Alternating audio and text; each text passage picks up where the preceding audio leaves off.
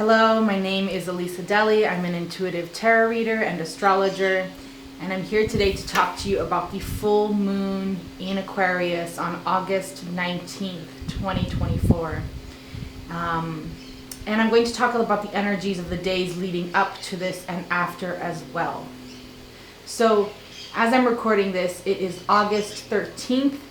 Mars and Jupiter are very close to getting into their conjunction at 16 degrees of Gemini. This is a very powerful and interesting dynamic energy that is very, if it weren't for Mercury retrograde, it would be a very fast-paced, very dynamic, explosive type of energy.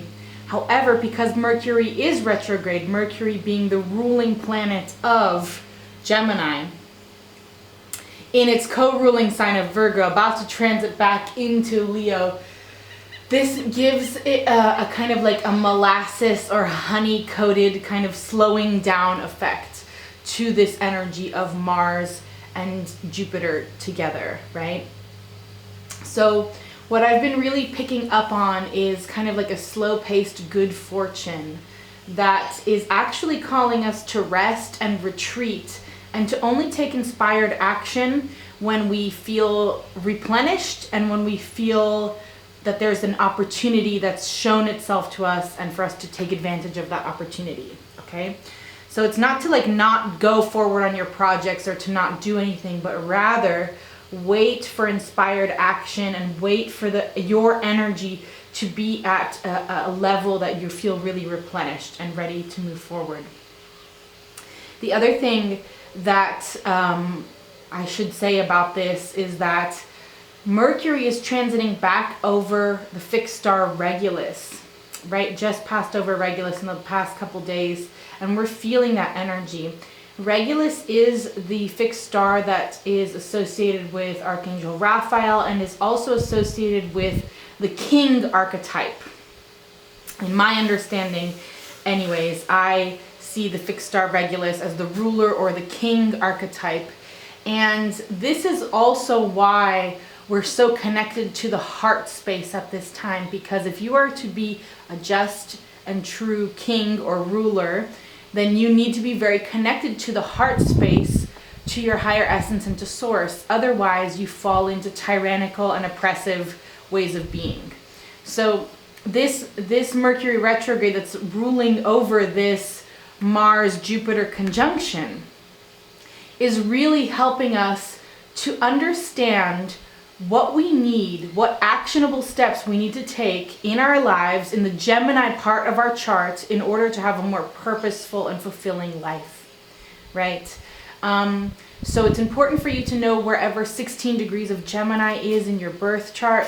This will help you understand what house or what area of your life is being impacted by this and how you can apply these insights or communications that may be coming in over the next several days leading up to this full moon and even in the full moon energy that will help you understand what actionable steps do I need to take in order to have a more purposeful and more fulfilling life experience in the Gemini arena of my life.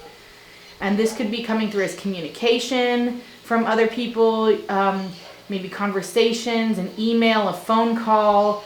This could be from certain kinds of like media news sources. These could just be thoughts and thought patterns and epiphanies that you're coming to on your own. It will all very much depend on your personal birth chart, where that 16 degree point of Gemini falls, and also what kind of astrological makeup you already have. So now I want to speak briefly about the full moon. I like to look at the chart as I kind of channel the information forward. So there's so much dynamic energy happening on this full moon on the 19th. We've got two T-squares that are happening. The first is between the sun and the moon, of course. The sun and the moon are opposite each other at 27 degrees of Aquarius and Leo, respectively. We've got that Mercury retrograde conjunct the sun.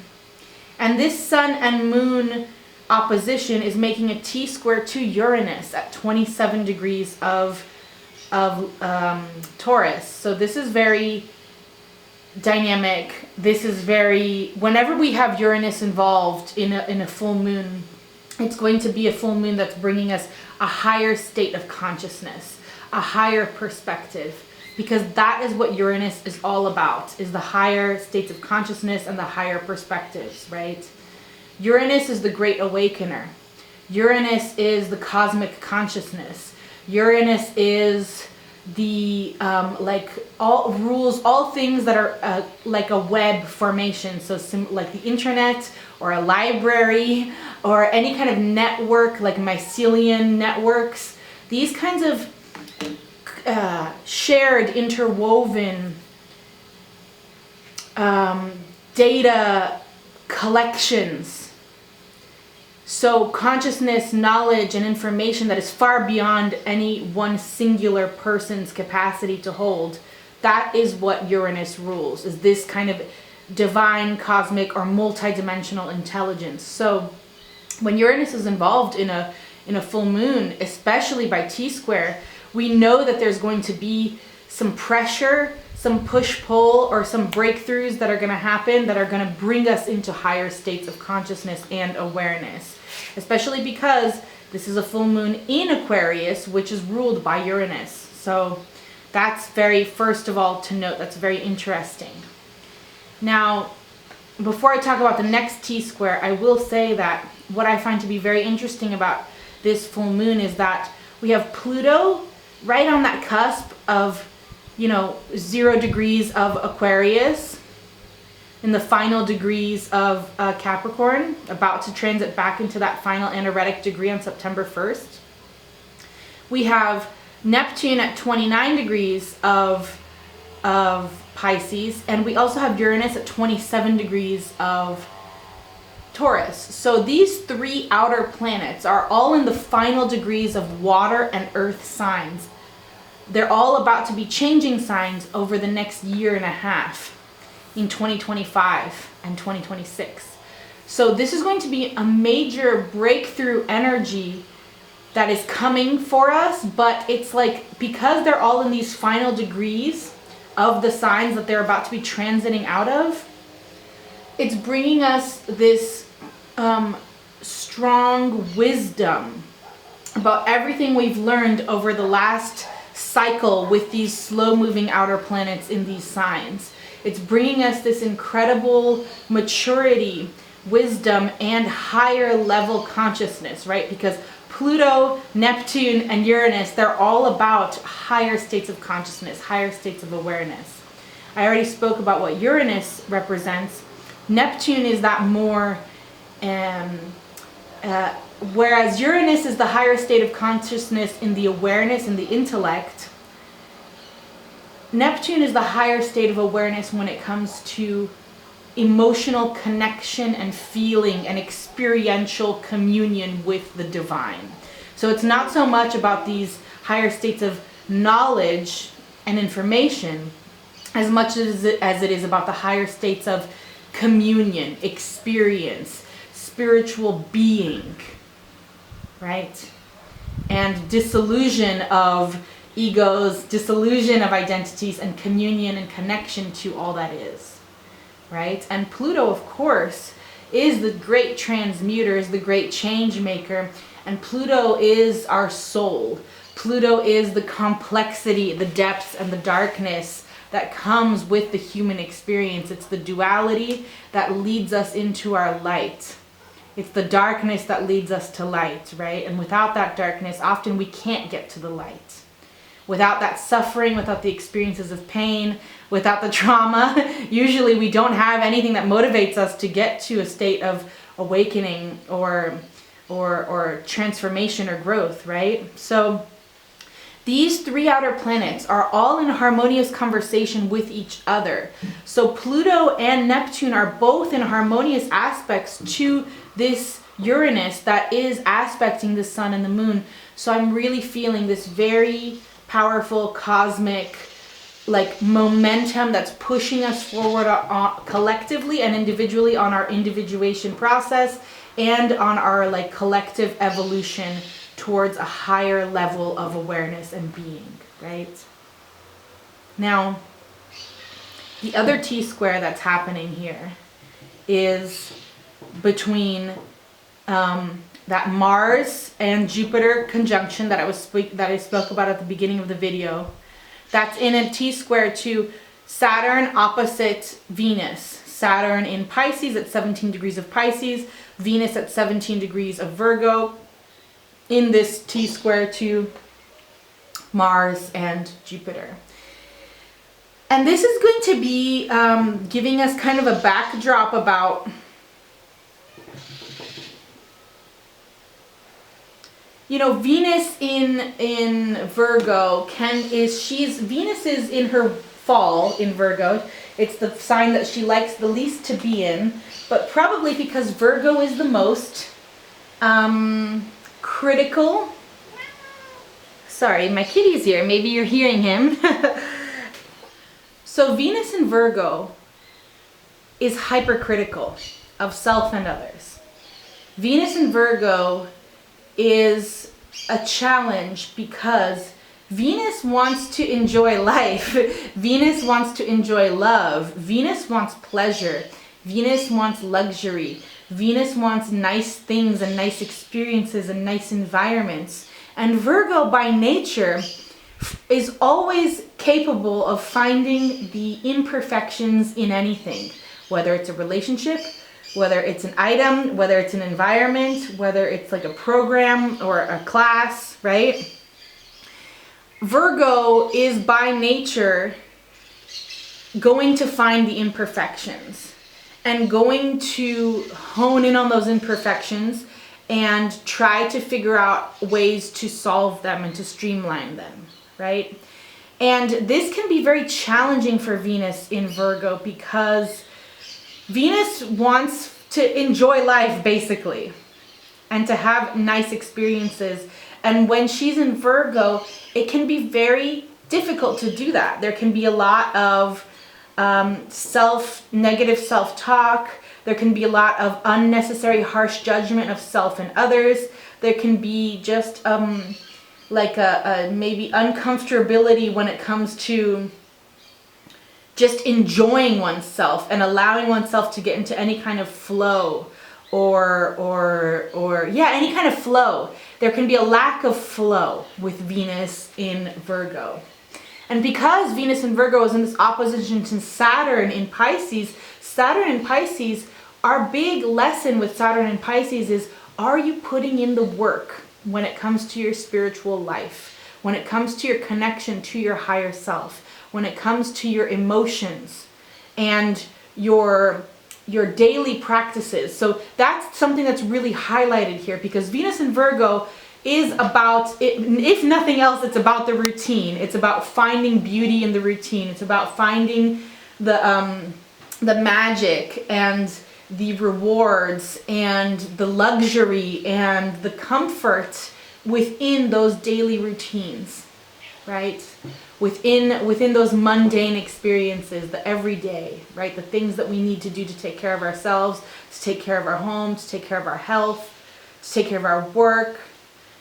So Venus and Saturn in this opposition, they're looking at each other, and the question is what is your relationship like to your daily routine, and how well integrated are your spiritual practices to your daily routine? How happy do you feel in your mundane everyday? Monday through Friday, are you able to create systems and structures and habits that support you, that nourish you, that ground you, that connect you to your essence and to the creator, to the universe, in a way that feels aligned and true for you? Or are you like slugging through the week to get to the weekend or to get to your days off, to just like totally, disassociate or party or relax or kind of, basically, what is the contrast of your days off versus your regular everyday? Venus in Virgo opposite Saturn in Pisces wants your daily life every single day to be as rewarding as the next. There should be no difference between your work days or your weekdays versus your off days or your weekends, right? And now, obviously, take this with a grain of salt. It's not like there's going to be no difference on a day where you have to clock in for 8 hours versus a day where you don't. But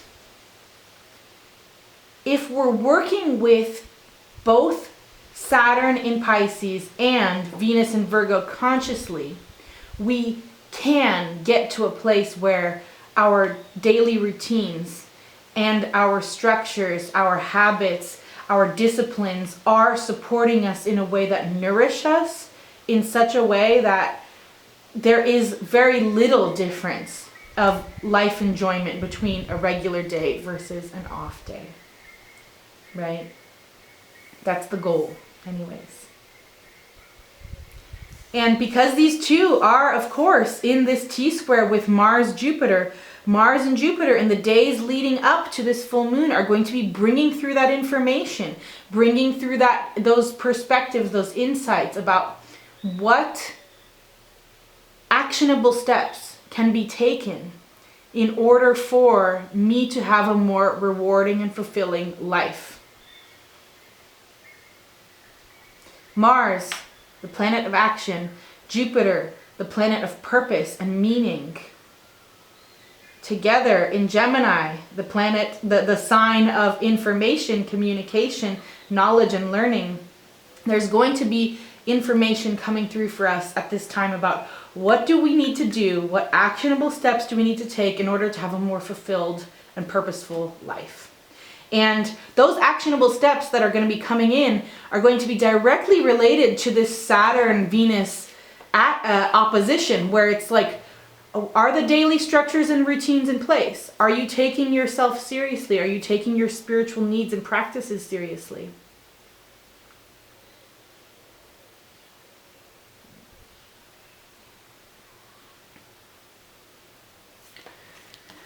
See if there's anything else that wants to come through with the chart.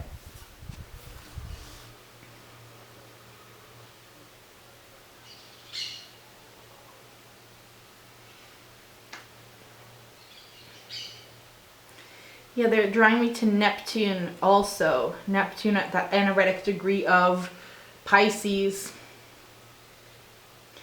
So, Neptune in Pisces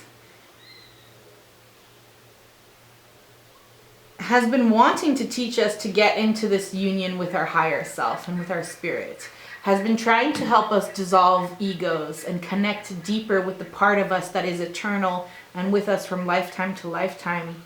And I believe that what they're trying to draw me to with this with Neptune there is that if this is kind of like the last breaths of Neptune in Pisces.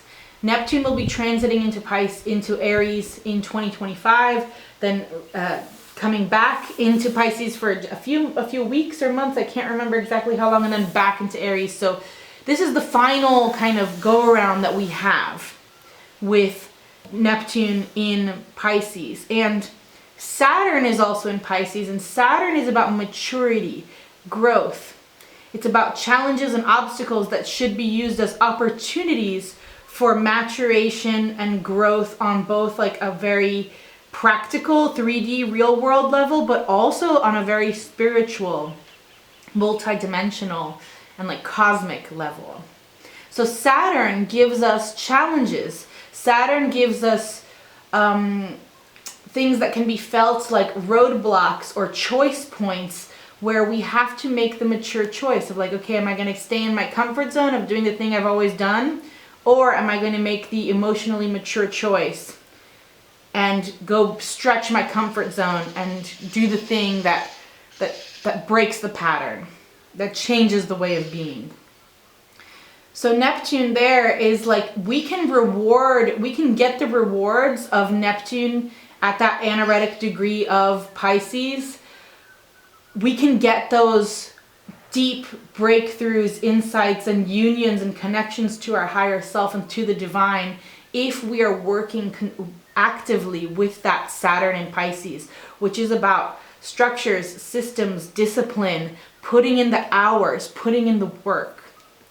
right? These things don't just happen by themselves. I saw this meme a couple days ago that was like, I don't know if you guys are seeing all the memes about the guy, the Olympic shooters, how there's like the guy who won gold. He's like, I don't know, I forget what country he's from, but he's totally relaxed in jeans, just like whatever, shooting. And he's going up against all these guys wearing these like weird contraptions and all these things to assist them in their shooting. And he won gold because he was wearing the simplest and just doing his thing.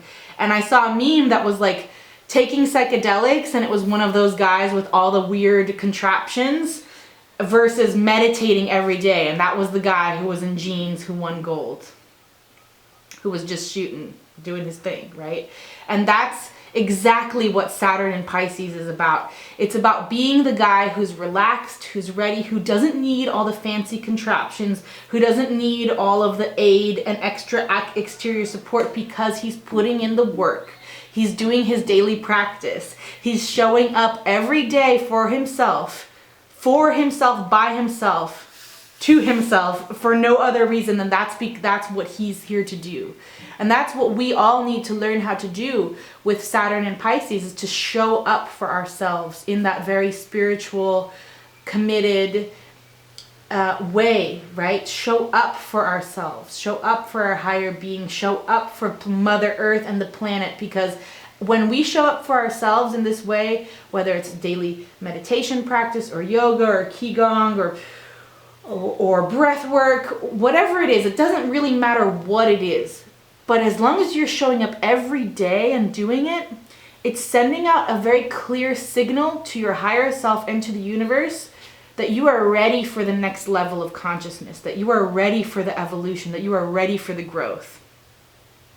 And this honestly is really what we're all here to do, is this kind of commitment to self. And through this commitment to self, we then open up energetic pathways that create potentials for higher levels of consciousness on a global scale as well. Okay, so all in all, this full moon is going to be extremely impactful, very dynamic, bringing us to higher levels of consciousness, higher levels of awareness, and into deeper alignment with our essence and our being. So I hope that this was a helpful message for you. If you made it here all the way to the end, and if you found this to be resonant and helpful in any way, I encourage you to give the video a like. It really helps me as a small creator out. And if you'd like to have more content like this coming to you, please give me a subscribe. I would be so honored and grateful to have you here in this little corner of the internet. And I hope that you're doing so well. Sending you so much love.